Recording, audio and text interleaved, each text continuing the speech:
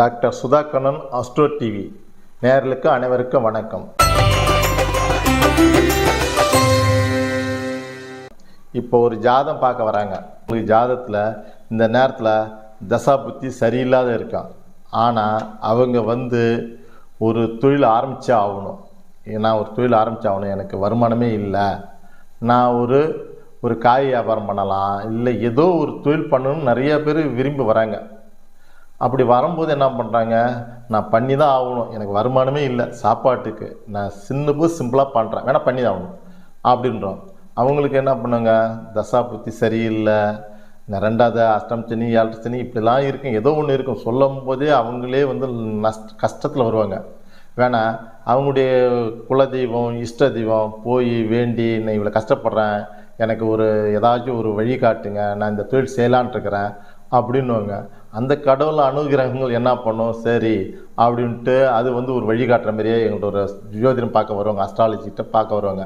ஒரு ஜாதகம் பார்த்துக்கலாம், நம்ம எதாவது நஷ்டம் ஆகிடப்போதா, இல்லை இந்த தொழில் ஆரம்பிக்கலாமா, இந்த தொழில் நான் சிறப்பாக வருவேனா, எப்படி வருவேன் அப்படின்னு வருவாங்க. அப்படி வரும்போது அதேமாரி அவங்க ஜாதகத்தை பார்த்ததுமே அவங்க ஜாதகத்தில் டைம் சரி, தசாபுத்தி சரியில்லாத இருக்கும், அப்படி அஷ்டம் சனி ஏழரை சனி ஏதாச்சும் ஒரு பிரச்சனை இருக்கும்.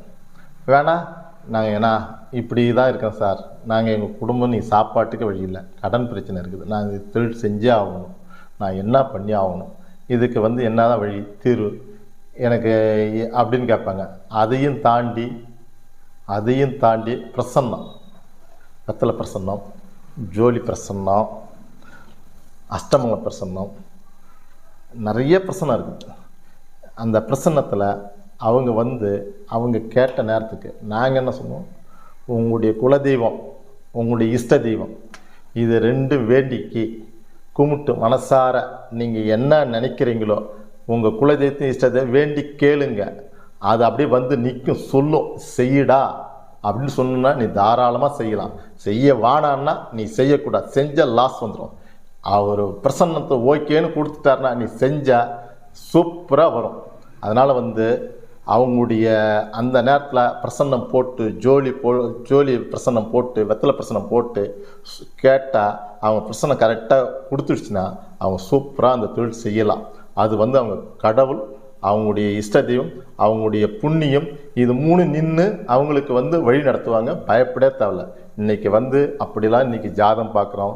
இன்றைக்கி இதேமாரிலாம் ஜாதகம் இப்படியும் பார்க்கலாம். நீங்கள் ஒன்றும் பயப்பட தேவையில்ல. உங்களுடைய கஷ்டமான ஒரு சூழ்நிலை இருந்தால் இப்படியும் ஜாதகம் பார்த்து சொல்லலாம். மேயர்களுக்கு அனைவருக்கும் நன்றி, வணக்கம்.